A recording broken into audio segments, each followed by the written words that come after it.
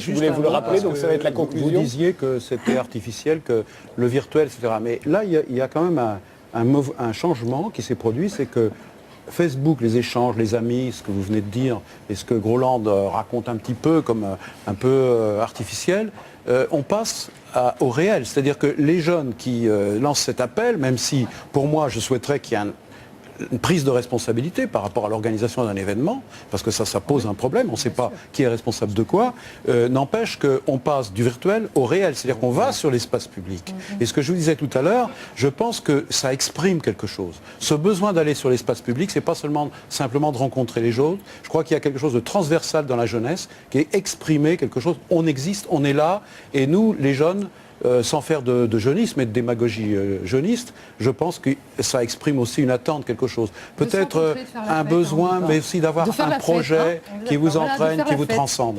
Et peut-être que notre société, avec ses valeurs totalement individualistes, a besoin peut-être d'un peu plus de valeurs collectives.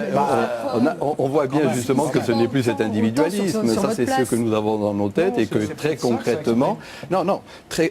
on a une idéologie individualiste qui est la nôtre peut-être. On la projette parce que nous avons le pouvoir de dire et le pouvoir de faire. Mais de facto, par le biais du développement technologique, soyons clairs, des gens se rassemblent et cette vieille structure qui est une vieille structure anthropologique, Durkheim montrait bien que les sociétés avaient besoin de se rassembler collectivement, massivement, faire de l'anomie, faire des choses qui étaient contre la loi, et il avait cette formule. Cela conforte le sentiment qu'une société a d'elle-même. Le moment anomique. C'est-à-dire quelque chose qui est hors la loi. Et il se trouve que cette vieille lune trouve l'aide du développement technologique. Et ça, je trouve que c'est passionnant. Conclusion, très peu de temps, alors pas comme tellement. Oui, je suis assez d'accord avec ce que dit M. Maffezoli. Vous voulez que je dise que je suis très d'accord.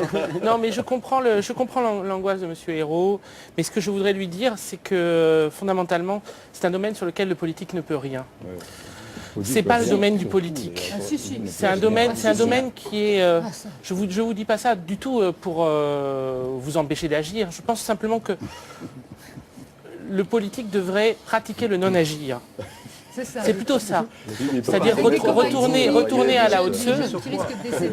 C'est le nouveau chaos. Cette émission est vraiment chaotique. Hein. Excusez-moi, mais...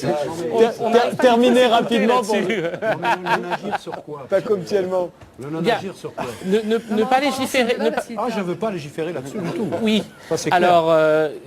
juste laissez vivre pendant un moment, regardez ce qui se produit, regardez véritablement... Des dizaines d'automatique, non. Non mais la mort est inévitable, madame. Oui, d'accord. Oui, mais ça c'est... Allez vous suicider alors. Vincent Glade, Encore ici. Tuez-vous, tuez-vous. vous le désirez vraiment? Ça peut vous faire plaisir? Vincent, Quel chaos. Vous êtes responsable. Il risquerait de le faire en un. Vincent. Je veux dire que le débat, il faut arrêter.